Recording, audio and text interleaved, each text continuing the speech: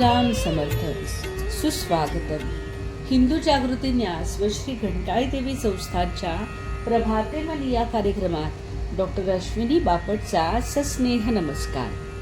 श्री ब्रह्मचैतन्य महाराज गोंदवलेकर प्रवचने. 12 ऑगस्ट. शांती परमात्म स्मरणाने मिळते.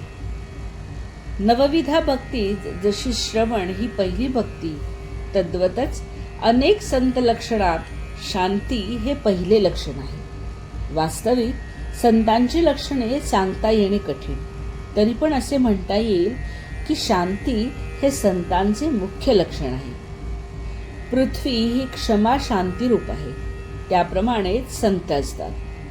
शांती ढळायला बाहेरची परिस्थिती कारण नसून अंतस्थिती हीच कारण आहे. जिथे स्वार्थ तिथे अशांती. भगवंताहून मी निराळा आहे अशी जिथे द्वैत भावना, तिथे खरी शांती नाही. अनन्यतेची शांती प्राप्त होते आणि तीच परमार्थाचा पाया आहे. पैसा आणि लौकिक ही अशाश्वत आहेत, त्यांच्यात चित्त ठेवल्याने अशांतीच येणार. शांती बिघडायला 2 कारणे आहेत. एक, गतगोष्टींचा शोक आणि दुसरे, पुढची चिंता.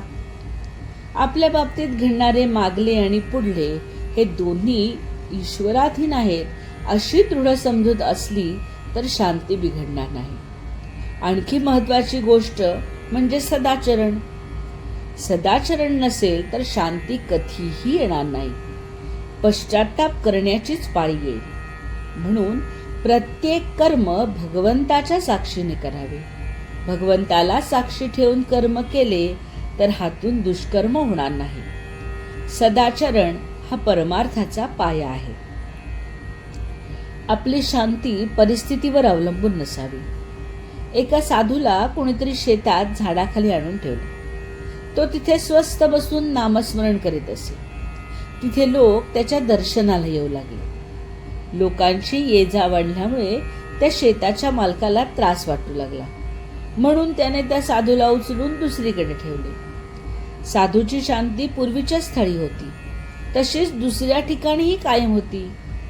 शेतमालकाला आश्चर्य वाटले.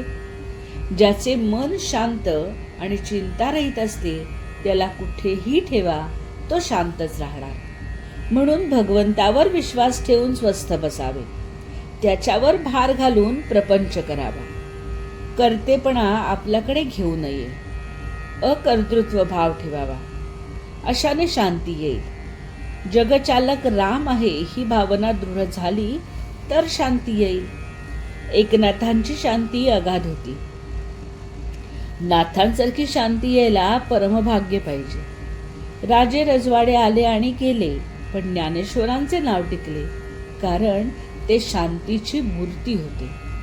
ही शांती काय केले असताना मिळेल? भगवत स्मरणा वाचून अन्य उपायाने ती साधणार नाही. जे जे घडते ते भगवत इच्छेने घडते ही दृढ भावना असणे हेच शांतीचे लक्षण आहे. कर्तृत्वाभिमान शांतीच्या आड येतो. विद्या, वैभव, कला, संपत्ती, संतती याने शांती येतेच असे नाही. निरपेक्षता हे शांतीचे मूळ आहे. मनाविरुद्ध गोष्ट घडल्यानंतर लगेच भगवंताची आठवण करावी, म्हणजे आपोआप शांती येईल. मनातील शांती कायम ठेवून रागावता येते.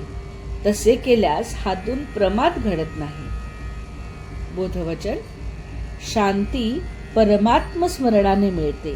ते अखंड ठेवावे आणि खुशाल प्रपंच करावा.